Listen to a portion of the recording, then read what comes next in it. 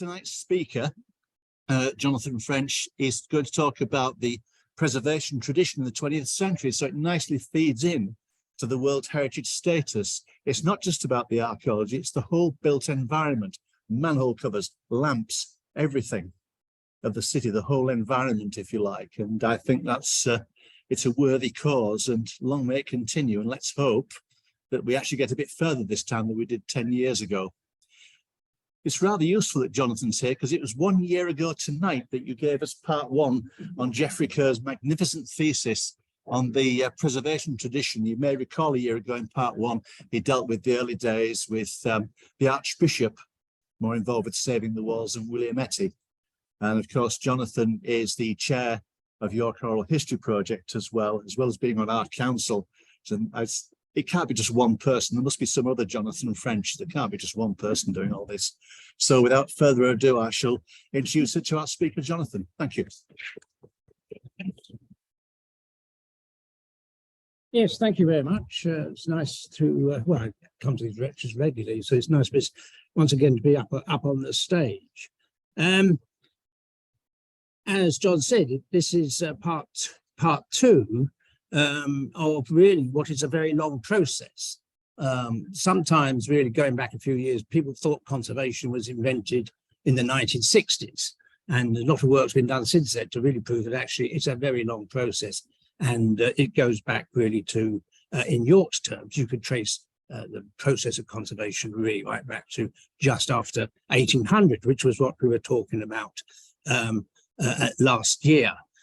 I'm actually repeating those lectures in other places this year. People invited me to do so. So you might be able to catch up on part one for Family History Society and Dringhouse's Local History Society. Both asked me to do it. So you may be able to pick it up there. It's a bit of another story for the 20th century. We will talk about what was the characteristics of the 19th century, but what are the main characteristics of the 20th century? We'll come to that. Just on sources, very briefly, there is the Geoffrey Kerr, who wrote this enormous PhD on the history of conservation between 1800 and 1982. And I have written a note on that in the last copy of YAYAS Times, and how you might get hold of copies, and also his article in York Historian on Who Saved York Walls. And he's one of the sources. I'm very pleased to say that Ed Freeman's here, conservation officer. He wrote a marvelous master's in 2008 on Esher and the consequence and the management of planning, if you like, in York after Esher. And I've used quite a few things from him, and he'll recognise some of his diagrams on the screen. And then also my own doctorate, which looked at the second half of the 20th century, in particular had one chapter on conservation. And also Kath Webb wrote two books, one on Oliver Sheldon and the formation of the university, and one on the history on J.B. Morrell, who I'll talk about a bit. So there's other sources as well, but I just brought out those main local sources, which you might wish to follow up. As I said last time, I'm not doing churches. Churches are much more complicated and a different legal system and so on. So the issues are very different with churches. So one day we might look at churches, but I'm not going to try and cover churches in the 50 minutes I've got today. Get this to work. Go one way. How are we doing?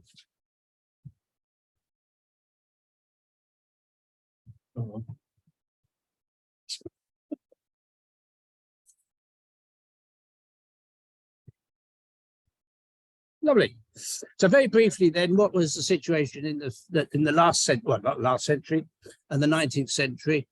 Geoffrey Kerr talks about a preservation tradition, which is built upon people building their knowledge on the history of York in the 18th century and early 19th century, and the sense of the importance of York as a historical place. You had learned societies formed like the Yorkshire Philosophical Society and YAYAS, initially the Yorkshire Architectural Society, and also the importance of the business community of the visitor.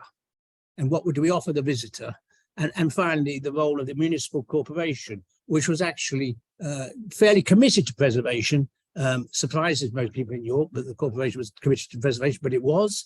And that this sort of grouping of an axis or groups of society created a tradition of preservation in the city.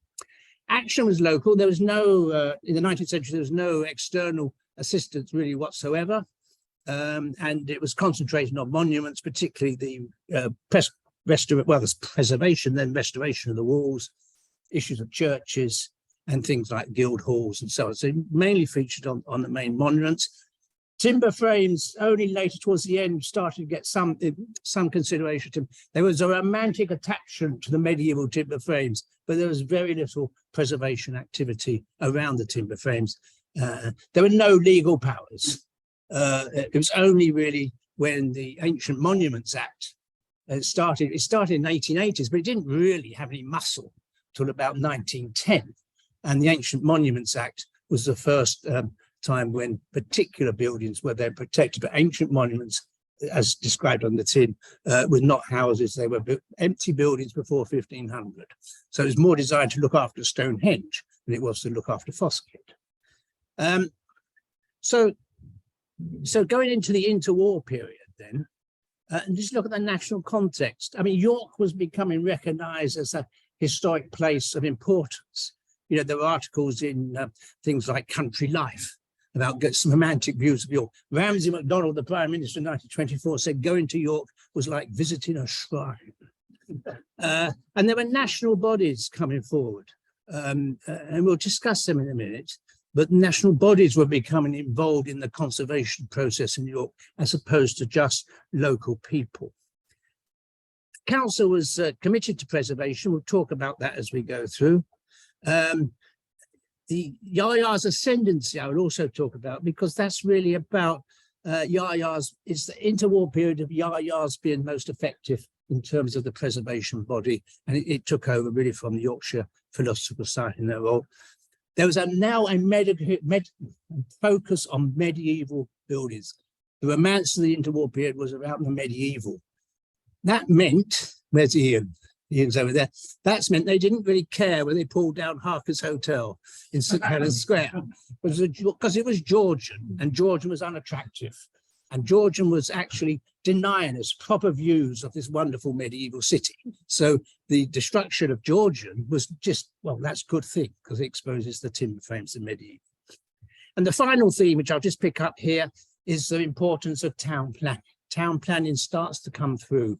And if you understand the bureaucracy of conservation, there are two worlds. They've only just come together. One's called ancient monuments, and one's called planning and listed buildings. And they only merged together in about, when was it, 1970, with the creation of the department. Previously, they were in totally separate worlds. And so town planning comes forward, and it's actually town planning that effectively takes over an effective management of conservation. There were controversies, of course, into it. I'm not going to go through them all, but in particular involvement in YAYAS, the cholera burial ground next to the railway station approach, was constantly being sort of, let's take it and make the road bigger. And YAYAS, particularly under Dr. Evelyn, fought vigorously to oppose that. And interestingly, and won, actually, because the church worked out it was church. It takes about 10 years to realize it's sacred ground. And so they stopped it because the church stopped it as opposed to anything else. And the war memorials, so we were talking about some of the war memorials recently, but the two war memorials, the Elliot and the R War Memorial, slightly encroached upon the ramparts and the Office of Works, which was now essentially had designated the ramparts and the wall as ancient monuments in 1922, had some influence in saying, well, let's move it a little bit and preserve a bit of the rampart more, whilst the proposal of the council to make inroads into the ramparts further along, I think near Lendal, Lendal Bridge, was firmly opposed by YAYAS, and ultimately the war memorial moved to the gardens beyond the wall. There's just examples of sorts of controversies that were brought forward. Now we then move to timber frames, and there's a book by J.B. Morrell called How York Governs Itself. One of the councillors there said, there are many examples remaining of half-timbered buildings, the older streets, and upon their preservation depends much of the charm that the city possesses. Recent owners of 3 of these old buildings, instead of pulling them down and building modern structures, have carefully restored and renovated them. It is devoutly to be hoped that other owners will follow their excellent example. I read that in full because it shows there was no power to make owners follow their example. All you had was voluntary efforts. And these two buildings, the first one is Thomas Herbert House in Pavement, was purchased by the NFU Mutual Insurance Company. And they used an architect who had been involved in the reconstruction of buildings in Stratford-upon-Avon. But interestingly enough, they approached YAYAS in which to assure YAYAS that they would do the proper thing. And it shows you the influence of YAYAS. Second building is the corner of New Street and Coney Street. Again in 1925, this time was taken by their bank, the Liverpool and Martin's Bank, presumably later the Martin's Bank. And they actually employed the architects for Brearley and Rutherford, and particularly Rutherford. And both of them who were YAYAS members, and Rutherford was, when I say YAYAS, I'm going to interpret John, I don't know why, but they were YAYAS members, and particularly Rutherford is an important architect during this interwar period in terms of restoring buildings. So, and then the third one, I think, was probably the Black Swan. It says in 1930, but it might have been a bit earlier that I couldn't think what was the third one he was making reference to. So you've got three buildings which had been restored by their owners, and it was a sign of, a greater respect for the buildings, but also the capacity to put your hand in your pockets. And it was interesting that financial institutions were prepared to wanted to associate themselves with something which was old and dependable, and that they took on those two buildings. And then we come to Cuthbert Morell. We'll talk about J.B. Morell in a minute, but his older brother, Cuthbert, was an important man in his own right. He was a councillor, he was chair of the magistrates, and he was also some form of executive with Leeton's flour mill in Hungate. And the Hungate mill was bought by Rank Hovis for cash in 1928. And I think he must have had quite a substantial shareholding, because he then basically purchased and restored some 20 buildings in York in the following decade. And these are two examples. The first is in Wormgate, and the second is that small, it used to be the vacuum cleaner shop in Collier Street, which shows I'm not going to turn around, I can't see them here, but it shows you the style. And he was really bringing out the timber frame and so on. It's a particular style of doing it. Here are two more. Very famously is the White Rose Cafe in the Market. And all of these were largely probably done by the architect was Rutherford. And then there's two merchant houses. I think they're 15th century merchant houses in Goodrin Gate. They're either side of the pub, which I still call the Anglers. I think it's the Snickerways, or what is now called. And I think obviously the brewery kept the pub and didn't want to actually get it changed by someone else, but he bought the two adjacent properties. And there are about 20 properties in the city. And those properties became the foundation portfolio for the York Conservation Trust. So to this day, the York Conservation Trust owns 80 buildings in the city, and we'll return to their story later on. But it's the Morells, and J.B. Morell later also bought some buildings. They found the portfolio, the York Conservation Trust started with these buildings which Cuthbert Morell bought and restored. National bodies were being involved. The Office of Works was the body responsible for ancient monuments. Later became, if you ever did visit castles in the 60s, you bought your brochure from the Ministry of Public Buildings and Works. It was a continuation of the same organisation. And gradually it sort of, as I said, got absorbed in the Department of the Environment. But it was the Office of Works that was responsible for the management of ancient buildings. And they did certain things. I mean, they were the first. It was Clifford's Tower, which was the first building they took into guardianship. You know, the process where the castles of Britain are the Office of Works acts as a guardian. English heritage acts as a guardian. And Clifford's Tower was the first building they did that in 1916. As I mentioned, the walls were designated ancient monuments in 1922. The National Trust, the Frank Green who restored the Treasurer's House, gave that to the National Trust. I think it was one of the first National Trust properties in an urban environment. I'm not absolutely sure about that, previously very much rural landscapes or country houses. And so we began to see the National Trust coming in and being part of the conservation scene. The Pilgrim Trust is interesting. We'll come a number of occasions where the Pilgrim Trust gives money to restoring buildings and also other things. And it was founded by Edmund Harcus, who was the 6th richest person in the United States in 1918. He basically inherited Standard Oil, and it was small change for him to give £2 million to a little trust in London to support historic buildings, and it still has a budget of £3 million a year for assisting it. And they have actually done things like there was a number. They gave £1,500 to the Restoration Merchant Adventurers, and they gave 20,000 in 1946 to the restoration of the Minster glass, putting the glass back after the Second World War. And we'll come to that, what they did in the latter part of post-war period. And finally, the Society for the Protection of Ancient Buildings, founded by William Morris in 1877. And that's one of the main conservation bodies in terms of, if you like, the technology of conservation, as well as the advocates of conservation. And they turn up from time to time. They actually got very involved in Bedham Chapel, which is a picture there. And they did put some money in, but of course, no one else would come up with any money. So you've got that rather truncated building. If you go down towards the Bedham Passage, you will see to this day. And that was all that they can manage to salvage. But again, a national organization becoming involved in conservation, which wasn't the case before the First World War. So the office works in 1929, designated a much wider range of ancient monuments. They call them ancient monuments, but I don't really want to go into the bureaucracy because I don't understand it. But anyway, they designated these buildings as worthy of, not worthy of protection, of receiving legal protection. And I'll just go through the quick: Assembly Rooms, Archbishop Roger's Palace, the Arcade, Bedham Chapel, Clifford's Tower, the Castle, City Walls.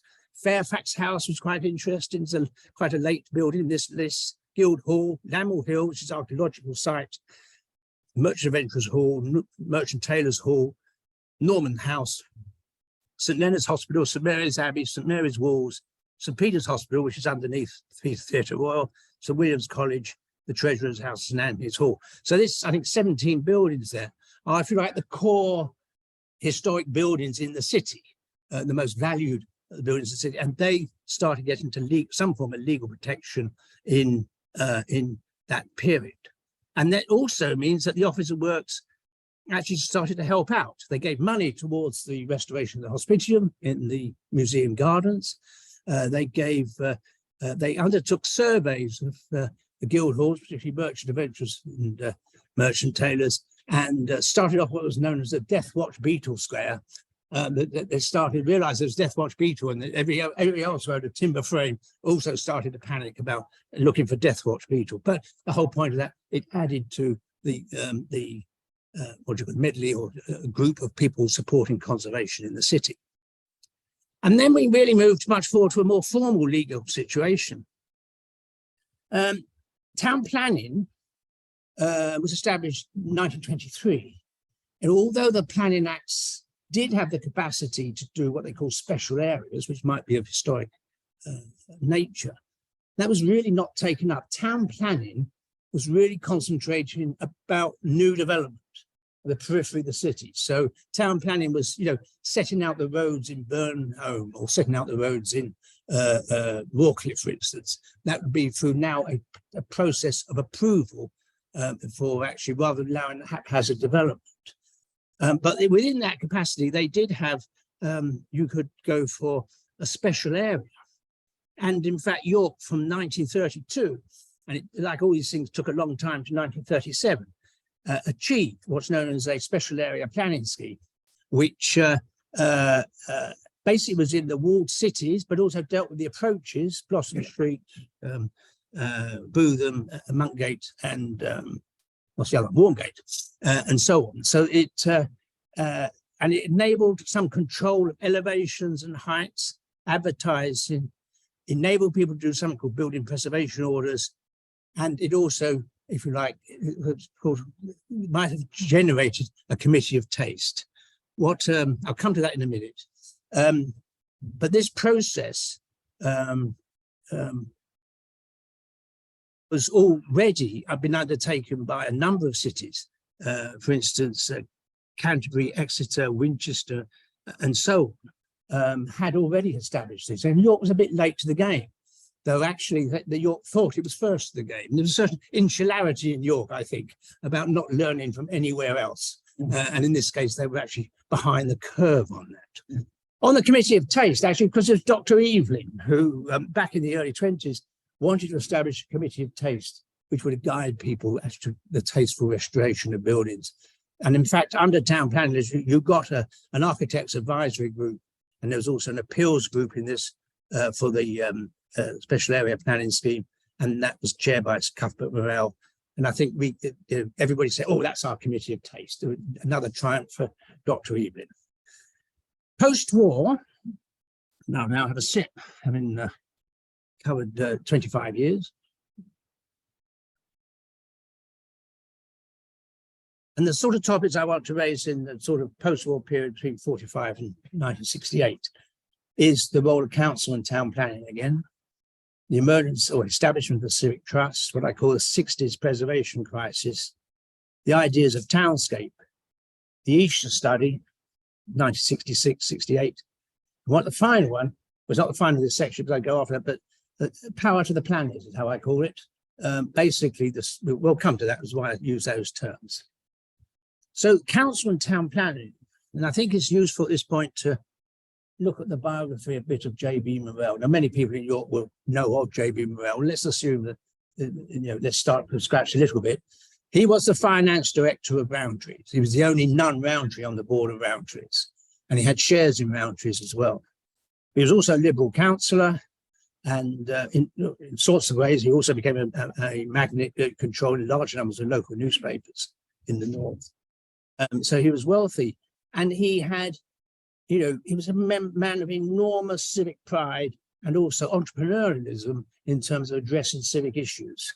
And that, and he is an important part of our story for the next 15 years. But his view of, what was a good, tasteful city set out in his book, City of Dreams from 1940. And you can pick that up. Oh, yes, you can see that pretty well. This is a scan from the book of what he thought Micklegate Bar should look like in good planning. So it's all about stripping out all the other buildings, creating a vast vista. And he was a great man for vistas, so he wanted basically the city of York to look like Carcassonne in France, if you know of Carcassonne, which is, it's just a big French artificial castle, isn't it, from the 19th century? Anyway, a bit facetious, but anyway, that was his view of what a historic city should look like, and it's an influential view, and that lasts for a little bit of time and has some impact. And therefore, you have this, and this is the Ad's Head plan from 1948, and I think the York Historian about 4 years ago has an article by Bill Fawcett on this plan, which is, if you want to follow that, you can read that in York Historian. But you can see on that, a very dramatic post-war 1940, reconstruction plan, and it has things like, basically, this area is pulled down. So they call it worn-out housing. Basically, it was working class and Georgian housing. We do without that. And what we would do is create this lovely ring road all the way around, preserve the historic city, but even then within the historic city, you get large structures coming up here. So the historic city is quite a narrow sort of conception. And actually, just out of interest, this road here, which you may know that's Morrison's, that road has actually been built and is the only survival of the As-Has plan.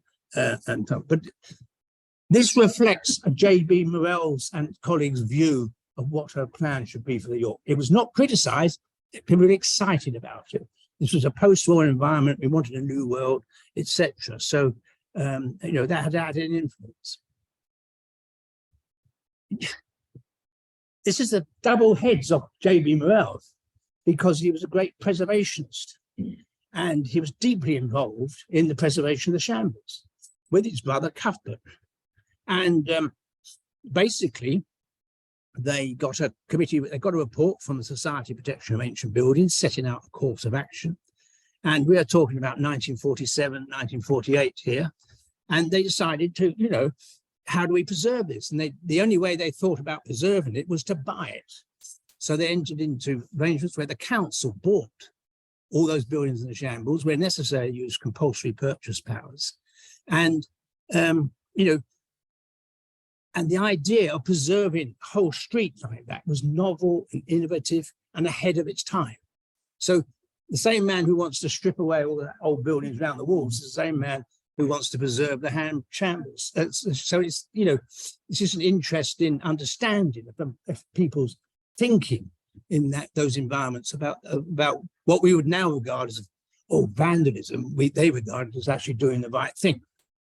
But the ASHED proposals rather interfered with this a bit, because the requirement to move the development plan said, we want to move the Saturday market, which is at present held in Parliament Street, and causes considerable congestion and interference with the one-way traffic system. And what that meant, of course, was that they demolished the little shambles and moved the market into little shambles. So again, this shambles was a halfway house, because actually the sense about modernization of the city included making proper provision for traffic and necessary to move the market into what was a very historic area. YAYAS, given their crew, was actually opposed to this, the demolition of Little Shambles, but the council and indeed the Civic Trust supported it. So YAYAS were not successful on that occasion. So we then go through to the council and town planning. As I was saying previously, really, as we build up this story, is how the town planning process is a process in many ways that ultimately solves the problem of how to preserve the buildings in the city. And this is a story which we'll take through to the end of the talk. The Town and Country Planning Act 1947 was built on the previous Act of 44, but basically this is the bedrock of the planning system. So the idea of applying for planning permission to do this and all those sorts of controls that come in with planning come in with this act. It also includes a requirement on the government to list historic buildings. So when we talk about a listed building, it is because the government has produced a survey and a list of buildings, and this is why we have listed buildings. And it's this act that requires the government to do it, which is very important, as opposed to the government may do. It requires the government to do it. So the government then drives it. But that starts to have nothing to do with ancient monuments. It's like a new department starts to build up, which is then going to deal with listed buildings. And within that, we have the requirement for a development plan. And so the council has to establish a development plan. Sorry, I'm just going too far. And the development plan says, and I'll just try to cruise it, in the 1951 survey, the picturesque medley of buildings of every architectural style gives the city its special charm, character, and attractiveness, which makes it unique among the cities of Britain. This wealth of buildings does, however, create considerable problems in the future plan of the city. Policy of the planning authority is to preserve those buildings where possible, but where changes and alterations are unavoidable, to ensure that the harmony and character of the city is preserved. Now, that is not a modern planning policy. That's one which is a halfway house, if you like. It's saying, where necessary, we're going to have to put a modern streetscape, modern buildings in, but we'll also try and preserve it. So, York has always had, if you like, some sort of policy of trying to preserve things, but it's also, for many long periods, it's also matched with a policy of how you have a modern city. And you can trace that right back, if we're talking in the 19th century, just for an example, the gatehouses, you remove the barbicans, you built arches at the side to let the carts through, but you still had the barbican, you still had the gatehouse. So the compromise was to get rid of bits of it around, but you still keep the gatehouse, but you still have a functioning city. And this was the attitude and thinking that dominated York for at least 150 years. The council, did play an important, for its own self in preservation, in terms of maintaining preservation. It obviously looked after its own buildings, it looked after the assembly rooms. It restored the Guildhall, which it sort of had to because it'd been bombed and it got war damage stuff, but it also restore places like the Red House. And in the 1950s, it first employed a team of masons to look after the city wall, and that team of masons exists to the present day. I think it's about 3 people still do that. So employing, the city walls was employed by a local council labour force specifically to preserve the walls. And Esher, the report of 1966, he says that, the city council has probably spent more money on preserving its city than any other comparable city in the country. So the city council was, again, committed to preservation as much as it could within its own capacity. So just turn now to the formation of civic trust, which is an important element about how we then move into the 50s and 60s. Right at the end of the interwar period, in 1939, the Georgian Society was formed by many of the characters who then set up the Civic Trust, J.B. Morrell, and so on. Georgian Society was to celebrate try to preserve Georgian architecture, but it was also cultural in the sense about Georgian art and so on. And it still is, I think, to this day. There was also a national Georgian group that was formed about the same time. And they both had similar attitudes. We want to save some Georgian buildings, but we understand that a lot will have to go because we live in a modern world, but we've got to save some. And this attitude really did also carries on into the 1950s in respect to Georgian buildings. Civic Trust was founded by J.B. Morrell in 1946 with Oliver Sheldon, who was company secretary of Rowntree's, the Dean Eric Milner White, who was the Dean of York, and Noel Terry, who was chairman of Terry's, and his own special contribution was he was the man with the largest checkbook. And we'll come to that a little bit in terms of, to understand the leadership and entrepreneurial qualities of the Civic Trust, working in close collaboration with the council, but somehow it's a very interesting thing which I've not really seen paralleled elsewhere, that a civic organization with money and power and enterprise that wanted to do things. And perhaps the classic one, and I'll go a little bit into that, was the formation of the university. And I put there St. Anthony's Hall, which was the first building for the Borthwick Centre, a Borthwick Archive, sorry. And this was, the Civic Trust initiative. They set up the academic committee because they wanted a university to come to the city. And the first thing they did was the Borthwick Archive was take some records from the Archbishop's, I think it was the Archbishop's records. And just to show you how it worked, in 1951, Oliver Sheldon wrote to his friend, the Lord Mayor, J.B. Morrell, and said, would you release this building so we can put the Borthwick Archive in it? And whilst you're at it, would the council restore it? J.B. Morrell, yes, of course we will. And then Sheldon wrote to the chair of the Joseph Rowntree Social Service Trust. Would the Joseph Rowntree like to assist by funding this archive which is established? And J.B. Morrell, chair of the Social Service Trust, yes, of course we will, my man. And so he did.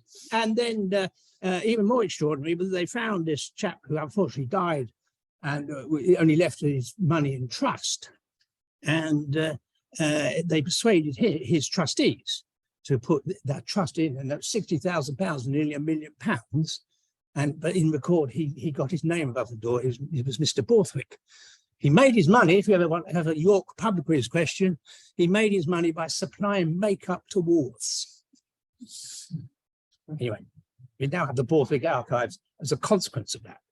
And as likewise, there was also set up the Institute of Advanced Architectural Studies a bit later in I haven't got a slide, that was St. John's, Micklegate, again using a historic building. That was to set up a centre for educating, developing conservation architects and other conservation practices. And that was in itself also, like the Borthwick, absorbed into the university. But again, Morrell and others raised the money from things like the Pilgrim Trust, from the Joseph Rowntree Social Service Trust, which is one big slush fund, as far as I can see, to support all these things. And it was and so they didn't ask the council for money. They only in respect of the building, the bit of repairs. It wasn't asking the council for money to do these things. It was all done through Joseph Rowntree Trust and other sources of money which they brought in. So essentially, we would call it these days private sector led in a sense. And as I said, those were then absorbed into the university. The institute, of course, carried on and became essentially what is now the conservation studies part of the Department of Archaeology in the university. And then the apotheosis of this system was that actually, in terms of establishing a university, they brought they managed to get money from, well, they didn't manage to get, the Morell Trust gave £100,000, the Joseph Rowntree Trust gave something like £250,000, and the Heslington Hall and the estate, which was also owned by Joseph Rowntree Trust, to the university. And that was probably like a gift of somewhere around about £400,000, which in today's money is about 13 to 15 million pounds. Essentially, all these trusts and other activities and Morell's personal wealth enabled them. There was no count. The council didn't want to really do it. There's no local authority money went in. Everywhere else, local authorities paid for these. In York, it was in fact, these people. So let's look at the crisis in building preservation and look at redevelopment in York and dilapidation. So redevelopment in York, as I said, was people were quite, okay about it. This one of the, I think, I'm trying to advise the vice president, but the one on the left is a new department store in Market Street. And, there was very little opposition to these sorts of things. The Georgian Society didn't really object. We've got some Georgian buildings, we don't want to, we don't mind a few going sort of thing. And, there was also things like redevelopment and road widening in places like Skeldergate and North Street, for instance, also created a lot of destruction of Georgian buildings. Again, there seemed to be little objection. What seemed to bring it out was, I should have got a picture of it, is the Premier Inn in Blossom Street, which was originally a bowling alley.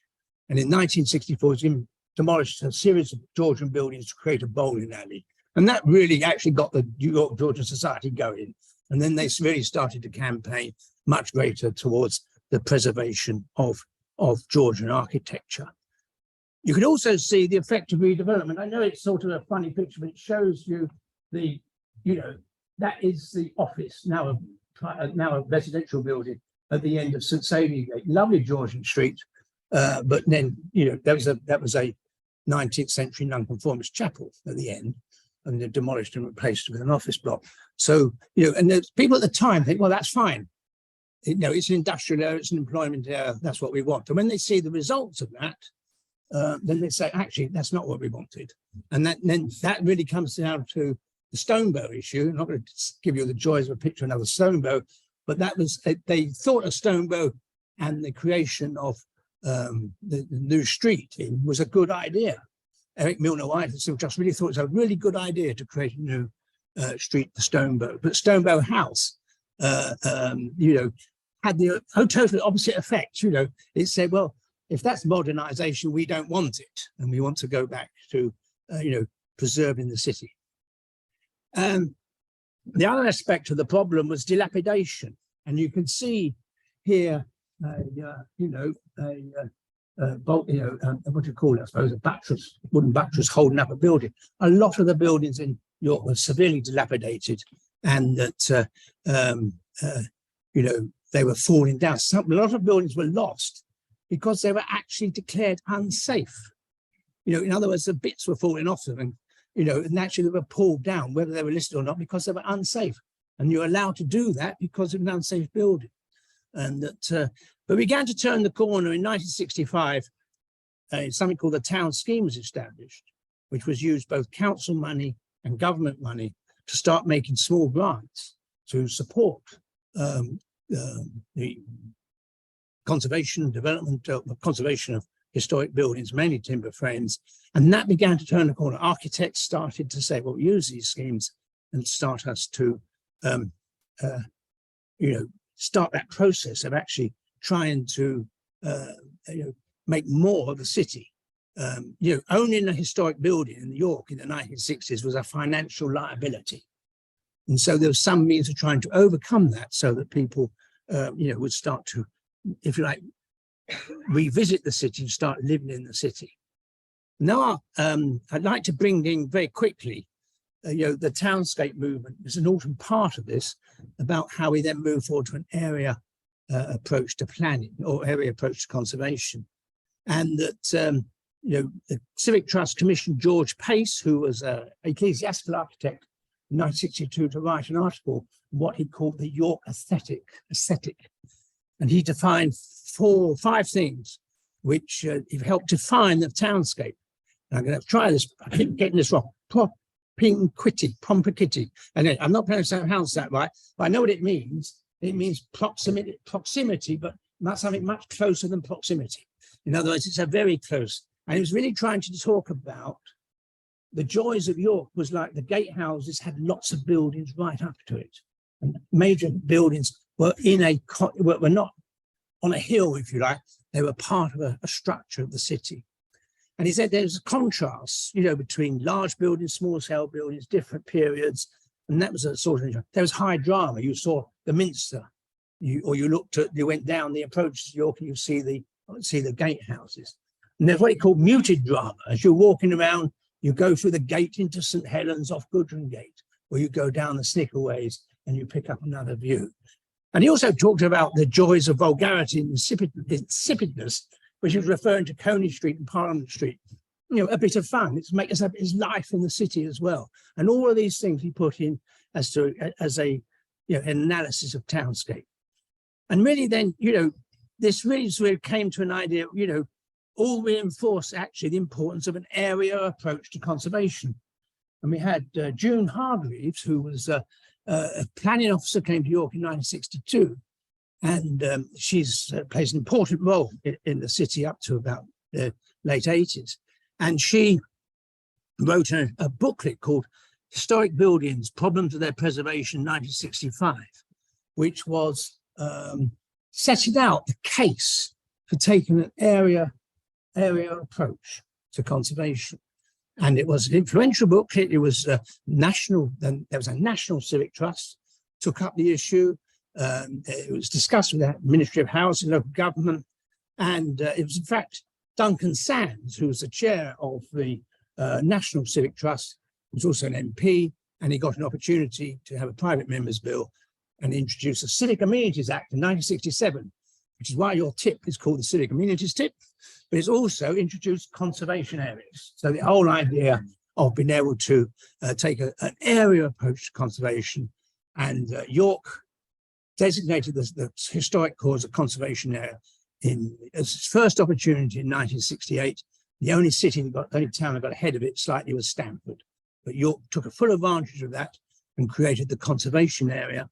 Conservation areas were policy tools, but they've also enabled special extra legal protections to come onto historic buildings and actually provide, if you like, that area base to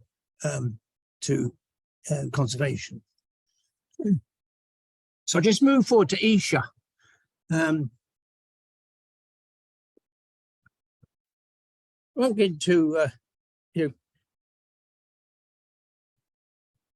need to actually have a plan for conservation was a main target, if you like, of the Civic Trust.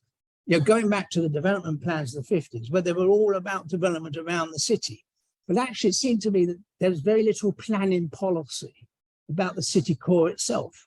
There was no plan for conservation, no plan about how to manage the historic city. And this was recognized nationally, and there were 4 studies done of York, Chichester, Chester, and Bath. And I think York's the most important of these studies. And it was done by Lord Esher, who was appointed by the government to do that. And there was a bit of an argy-bargy, really, because the council didn't really want it. And then the council was told they had to pay for half of it for a consultant they hadn't appointed. And you can imagine that, they bristled a bit at that. But the Civic Trust said, all right, we'll pay half the council's contribution. And actually, most sources think it was actually Terry's who paid half the council's contribution. But and then it got it going. But it was actually, although the council was hesitant about it, it was really popular. The evening press really supported the Esher report. It gauged people in it. And I think it gave people a sense that something could be done to preserve this historic city. you know, as opposed to this slow decay and redevelopment and so on. Something could be done. And there's, you know, there's very much this style of presentation. This is all what very much at that sort of sense about how would you deal with areas which are in decline.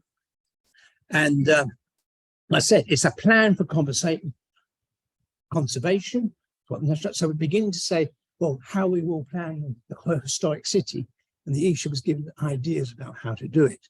In many ways, it was you know, David Palliser, who was very involved in YAYAS, described it as a bit of a 1960s plan. It was owed more to Ad's head plan than expected. There's a lot of demolishing houses for new roads, and we'll come to see what it did to Bishop Hill, which it didn't do to Bishop Hill, but you get a sense of it. But its impact was very significant in terms, as I say, on the city. John Shannon, while that went over the top, he was a chair of the Civic Trust. He went over, he kept calling it a New Jerusalem, which everybody thought was going a bit too far. And he kept calling it New Jerusalem when everybody else had moved on, you know, but it was, anyway, that's kind of. So the last bit's like in this period, I go back to power to the planet. It's about government action. So whilst all this thing are going on about study towns and so on, when Esher was appointed, the regulatory framework for conservation and preservation was a bit of a mess, with not much power, not much money. But before Esher reported, in fact, the regulatory framework had been sorted out. We had conservation areas, and in the 1968 Town and Country Planning Act, they introduced, amongst other things, something called listed building consent, which placed upon the local authorities the responsibility for managing, if you like, listed buildings and applying for planning permission. So it gave you absolute control over listed buildings. I'm going a bit faster than I wanted to, but Lord Kennet, by the way, was the Minister of State responsible for all this between 1960 and 1966 and 1970. Little story about him. He was a Labour hereditary peer, and he went to see Harold Wilson, who was going to give him a job, and he thought he was going to get the Foreign Office.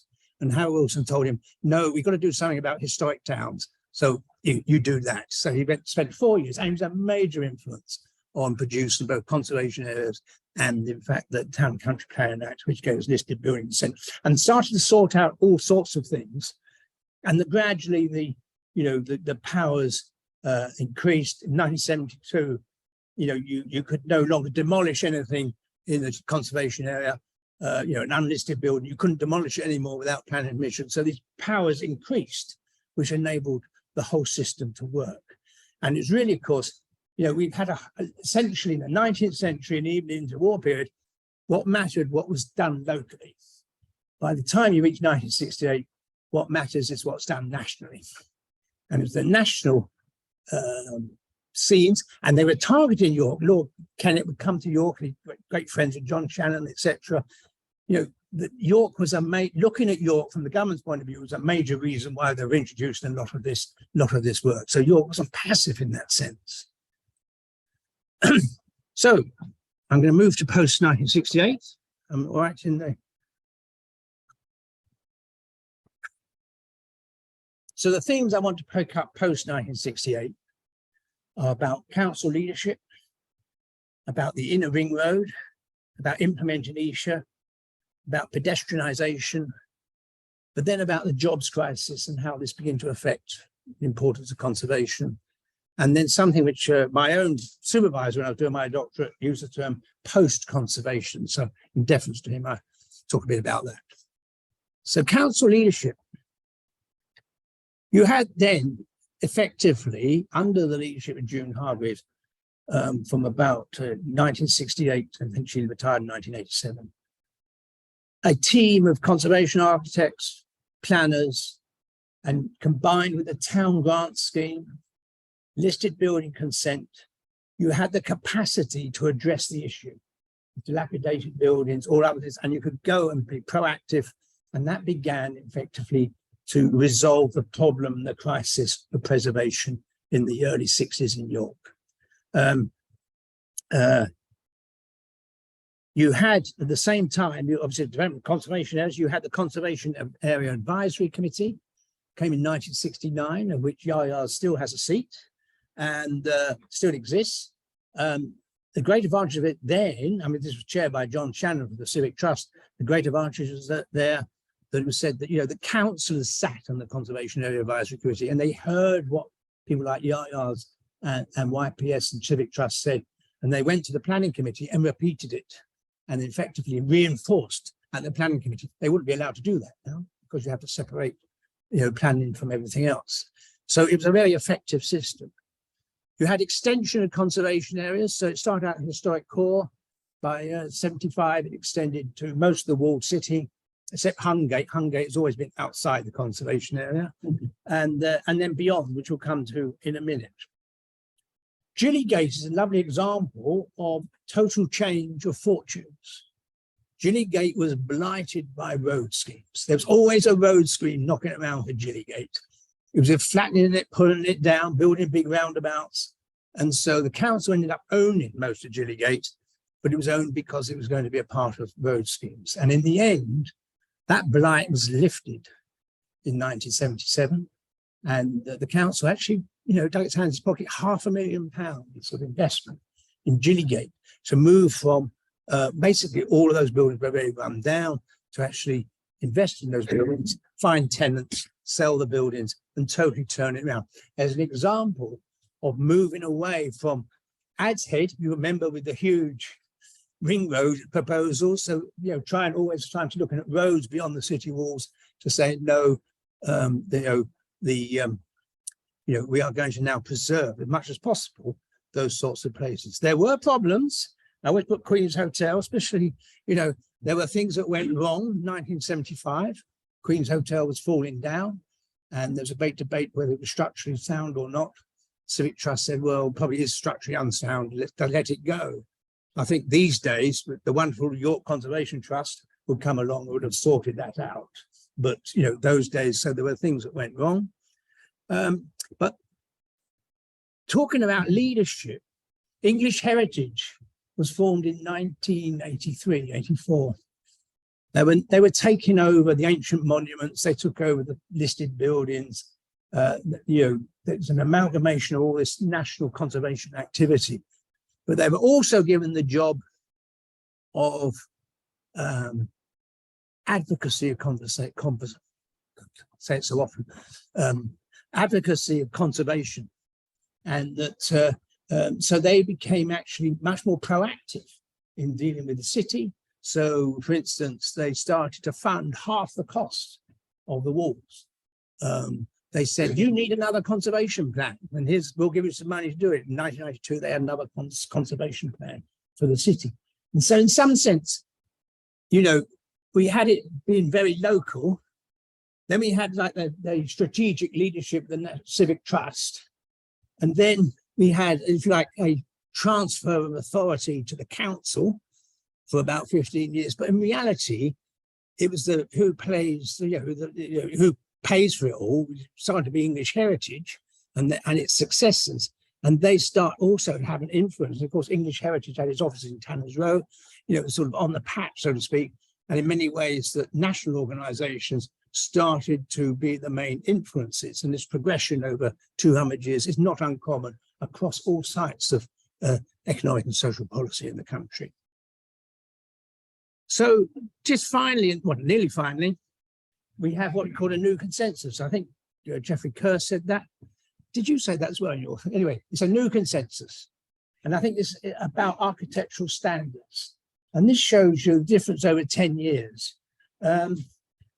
This is the bottom of the Wargate, a standardized, you know, there's one that's, I think that's Morel House actually, which Civic Trust restored.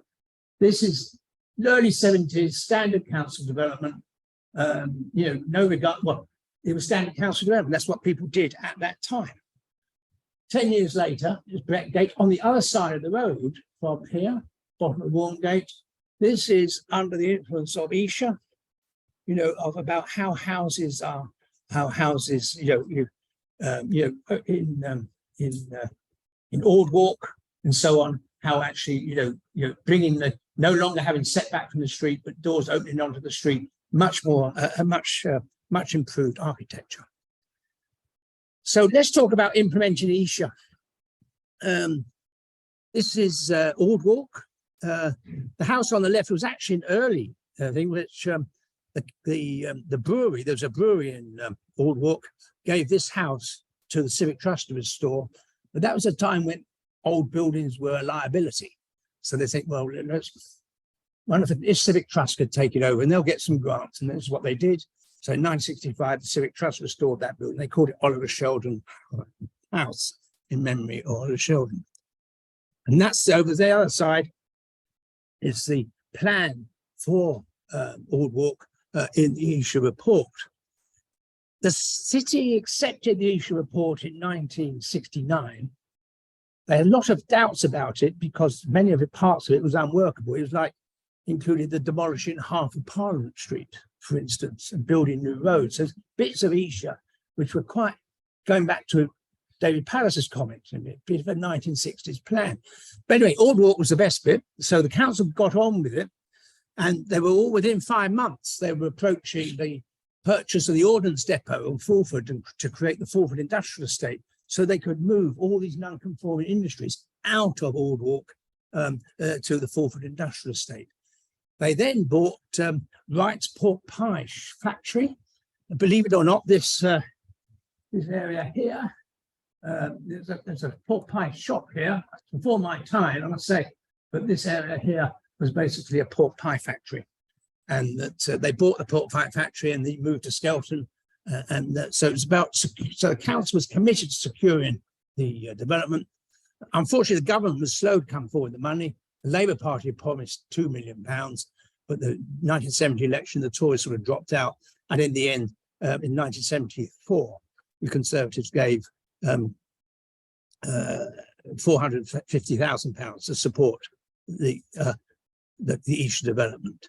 And what you have here is, the new style of architecture, commonly, highly innovative at the time, really well rated. Everybody thought it was great and terrific, and it is still remains great and terrific. This view here, and then Bedden Hall. Well, actually, nearly all that 400,000 went for the restoration of Bedden Hall. Bedden Hall was embedded, and that's the right term. It was embedded in the pork pie factory. And actually, people walk around the pie. Oh, this is Bedden Hall. If you walk through to the next, next bit of the factory. So, in fact, they released Bedden Hall from the pork pie factory, but most of the money went in restoring Bedden Hall. Not implementing Esher, the Bishop Hill. Very briefly, this is Esher. That's a little elevation from Esher. Behind the Bonnion Warehouse, you'll see 3 tower blocks of 3 tower offices, which was Esher's proposals for Bishop Hill. Quite interestingly, very quickly, the Civic Trust seemed to abandon the Esher plan. And in 1972, George Pace, who was actually an architect, and he had a new plan for Bishop Hill, and that he as a new way of doing it. And in fact, the council had tried to do this car park here, even though they reduced it in size. The City Council was trying to implement Esher, but in fact, the Civic Trust ended up opposing about building that car park, and ultimately the council didn't get planning permission from the government to do it. And that produced quite a problem in the council, because the council said, well, we're trying to implement Esher. All the people who previously advocated Esher are actually working against us, so why do we bother? And there's a sense that by 1975, Esher was no longer seen as an appropriate plan for the city. Inner Ring Road, another example really about where things were changed with Esher. You could see the proposals for the Inner Ring Road, and it was in 1967 it was first advocated and supported by all the preservationists, YAYAS, Civic Trust, York Georgian Society, and so on. And because they thought this would protect the historic area from traffic. I've taken this from Ed's thesis. You can see what that meant. That is the Mount with 2 vast roundabouts over Scarcroft Road. And then this is St Mary's, well, this is St Mary's here. Half of that's gone, goes from Marygate Car Park now cuts right across the grounds in front of Bootham Hospital. So when these plans were published, absolute uproar. And there's the organisation there, York, 2,000 people in protest. 10,000 people joined that organisation, marching through the streets, campaigning against the inner ring road. And I think the Civic Trust got itself in a bit of a mess, really, because they continued to support the inner ring road. And that, and in fact, they won the inquiry. The inquiry said, yes, you can have an inner ring road. The government agreed with it in 1972. But the government then sat on the inquiry. By 1975, they actually turned down doing the inner ring road, partially because the world had changed. Covent Garden had been saved from a major road in 1974. You may, if you're old enough, you might remember Westway in the M40 in London, which opened by Michael Heseltine when he was stoned by all the people whose houses had been ruined by it. And so the government had shifted away from these major road schemes. And John Shannon of the Civic Trust called it a regrettable necessity. That's a picture not of the ring road, that's a picture of Castle Mills Bridge, which was done in the 1950s. But I think it shows what would have happened if we'd had the ring road in terms of separating the suburbs with the city, and that sense about all being one place would have been destroyed, because you have to literally cross like a river, and and it separates two. And so if we'd had that, it would have been an absolute environmental disaster. I'm going to just speed very quickly up because it's important to say that the next big thing was pedestrianisation. Actually, people were opposed to pedestrianisation, the business community. Stonegate and Shambles were pedestrianised in 1969. It was only when the outer ring road was built in 1987, 88, that actually we could think again about pedestrianisation. And interestingly, it was a Labour Party initiative. It came from the Labour Party, from Alf Cowan and Dave Merritt, and they had to persuade the Labour Party to accept pedestrianisation, but it was a part of their manifesto, and they implemented pedestrianisation. And most of the people in the Labour Party had never heard of Esher. Many of them hadn't actually ever heard of the Civic Trust, but they'd seen the importance of pedestrianisation in terms of improving the amenities of the city.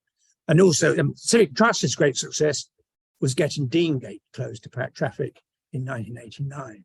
And a lot of the problems of York, was saying, was trying to, all these 100 years of trying to accommodate traffic in the city, and actually was the biggest problem, and people felt the car owner had the right to be in the city, and therefore we must accommodate the car owner. And I put Park and Ride there because that's in a sense of saying no. From the 1980s, actually the car does not have priority in the city. People have priority in the city, and this came in really with, had to be honest, they gave me that Labour council we had then, was that people were the priority in the city, and they had the courage, if you like, take on the business community and to push cars out of the city, which is why I put the Park and Ride there as a reminder of that. All I wanted to say here was that the city's economy started to nosedive. We lost something like 16,000 manufacturing jobs in 20 years in the city. And that seriously affected people's perspective. The council managed to get the National Curriculum Council to come to the city, but there was a big hoo-ha because they tried to put them on the Queen's Hotel site. And we got, lovely story about archaeology and things, but we won't go into that. But the point is, it showed a conflict between the new council really wanting to achieve job growth and trying to fit it in with the city. But things like tourism and the universities came along, and they sort of provided, a new economic future. And I think particularly tourism has emphasized the importance of the historic city. People come here because of the historic city. And that I think that was a bit of a hiatus, that period during the job losses, but I think we got back to a situation of understanding of the importance of the historic city.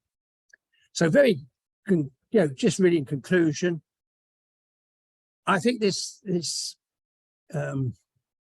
period of the 1980s, 1990s, conservation became a much lesser priority in the city, and the council staff were run down. And I think really the thing was, it was a job done. We don't need to we've got other things to worry about. We've got jobs to worry about. We've got to manage tourism, and there's no need to worry about conservation. And I think they could not get away with this wrong term. They were quite correct, because actually the legal and administrative framework looked after it.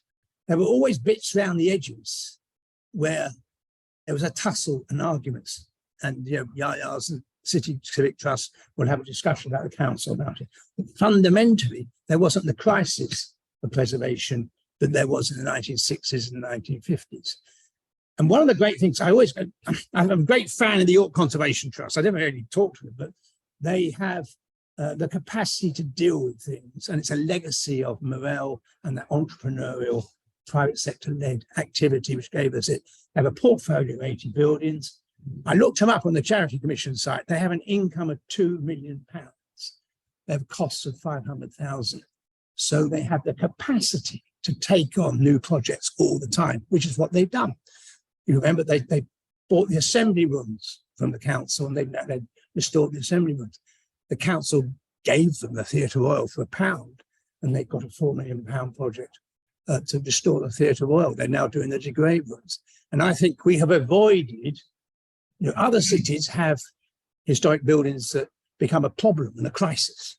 And I think the fact we have the York Conservation Trust enables to avoid that crisis. So I'm going to draw a line there because it's getting a bit late. But I think we have actually reached the last slide. But post-conservation is really saying that actually conservation is something that's happened, and we're now in a post-conservation world when it's about managing the historic city, and managing the future of the city, both in its economy and its sort of historic structure. And it's a very different world from what we were in the 19th and the mid part of the 20th century. All right, sorry, I went a bit long, but thank you very much. No.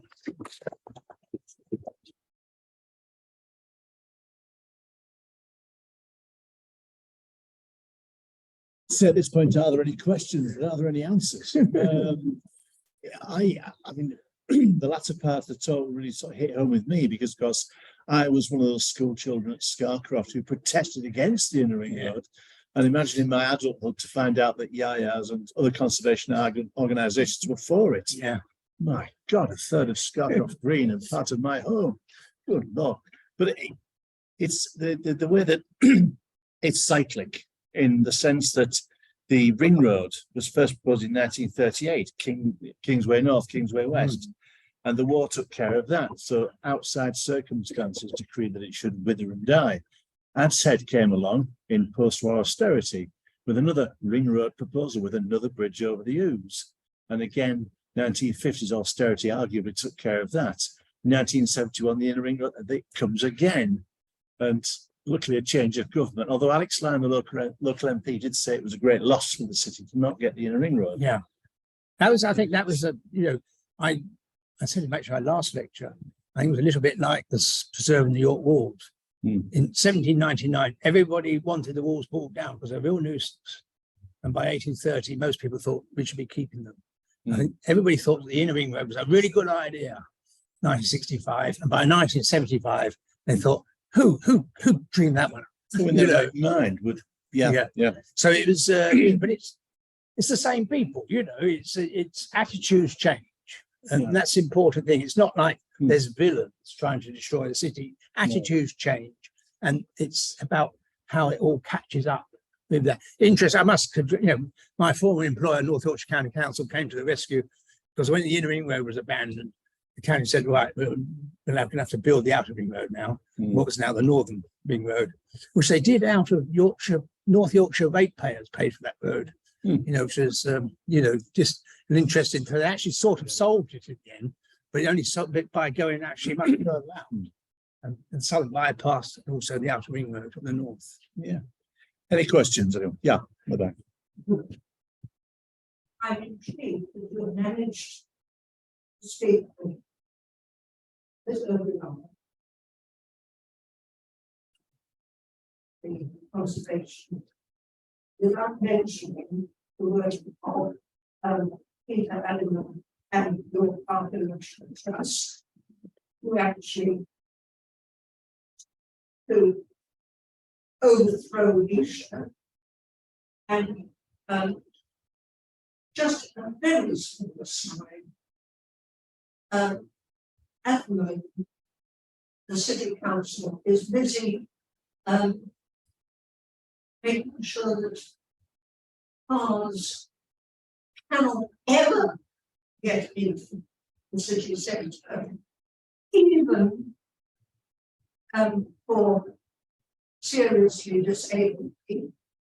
And this, I think, is an anomaly which should be addressed. I think you're right.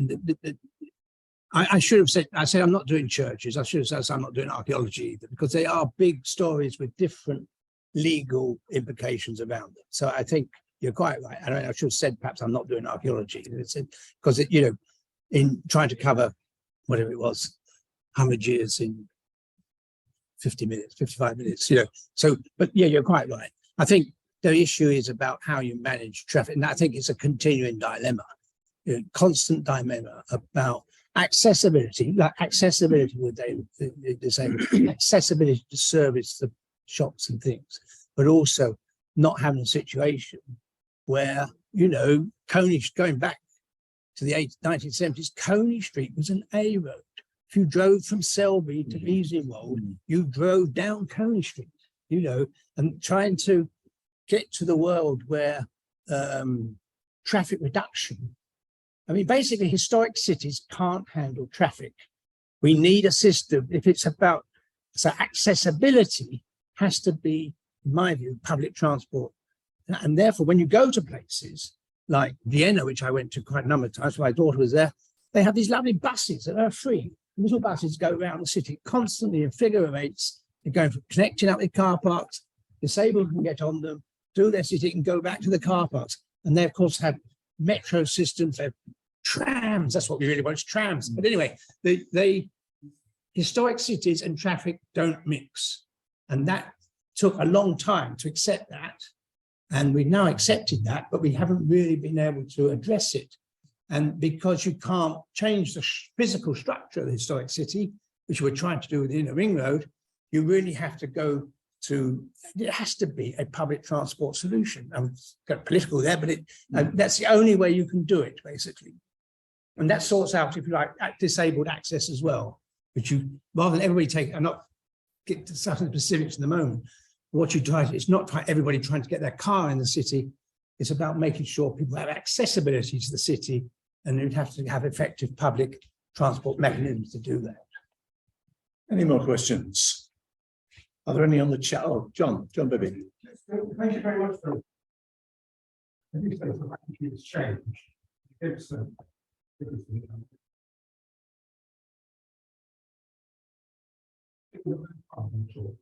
the influential role of big men being checkbooks. And wonder about the little men, checkbooks. And were they consulted? Did they have a voice in so? And then I'm thinking about the present and the future. There are still big men using checkbooks, but maybe it's not them. They are now sort of trustees for profit maximizing, so they probably don't have the flexibility people have with their own. And still, I suspect from the comments pages on websites that the little men and the little women still feel that they're not. And I'm wondering whether that's happening in this issue, whether it still is. When they weren't consulted, I mean, you know, Morels and, you know, and the Roundtrees, to be honest, you know, were doing things, they were doing good for the city. And why consult people when you're doing good? You know, it's that sort of paternalism. And they weren't exploiting the city for their own personal profit. They were actually using their money off it, particularly the Morels. And indeed, Terry's was using his own money to achieve these civic objectives.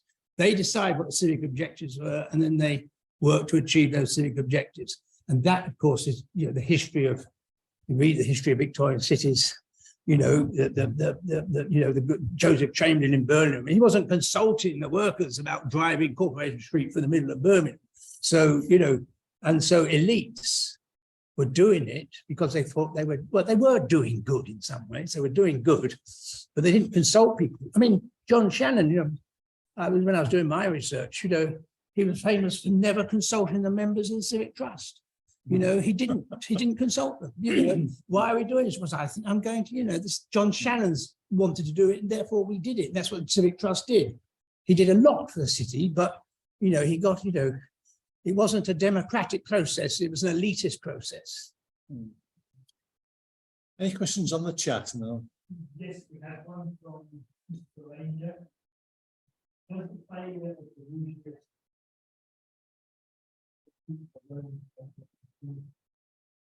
That's for the benefit of those on Zoom. It's from Chris Ranger, who's asking about, does the collapse of the Rougier Street plan allow for something in Coney Street? I think it may have been a point that I made on Facebook. I was walking down Davygate, looking at the the refurbishment of the former Northern Rock Building Society, and I couldn't help noticing the former Halifax Bank.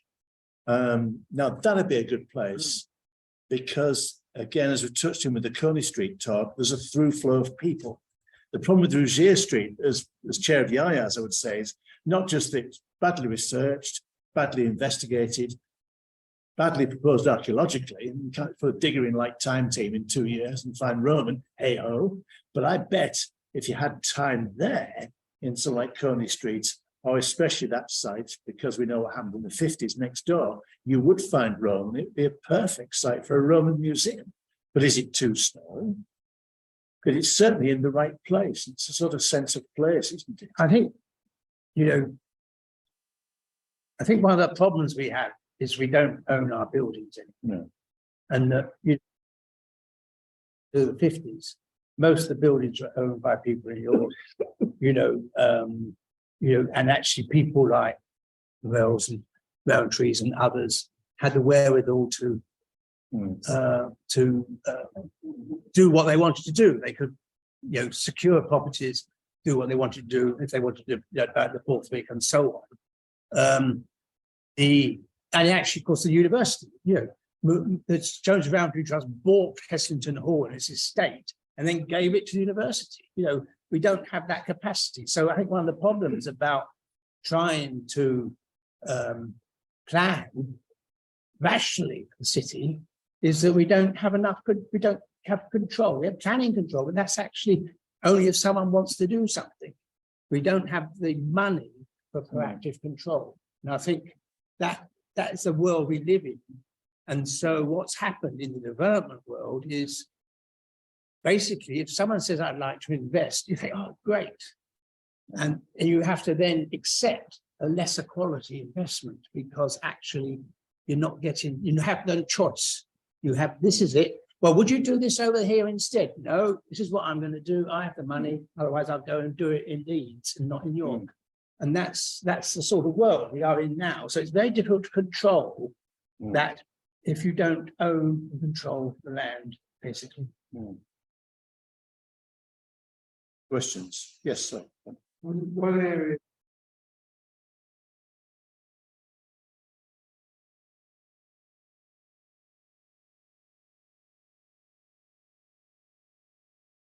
in public attitude toward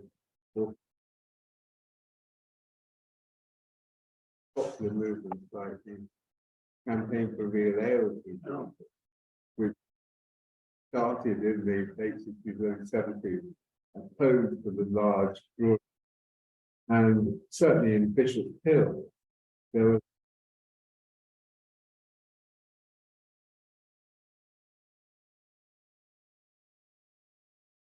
decent houses that pulled out for another huge car park. And there was this popular movement, and the feeling as though the centralized sort of way of doing things, imposing on people, fashion model, and people were organic and making the city for people. I mean, the whole of Bishop Hill actually was going to be destroyed. I think, if I make it, that was a little bit my argument, really, that Esher was a 1960s plan, and David Pallas was saying it owed something to Ads Hill from 1948.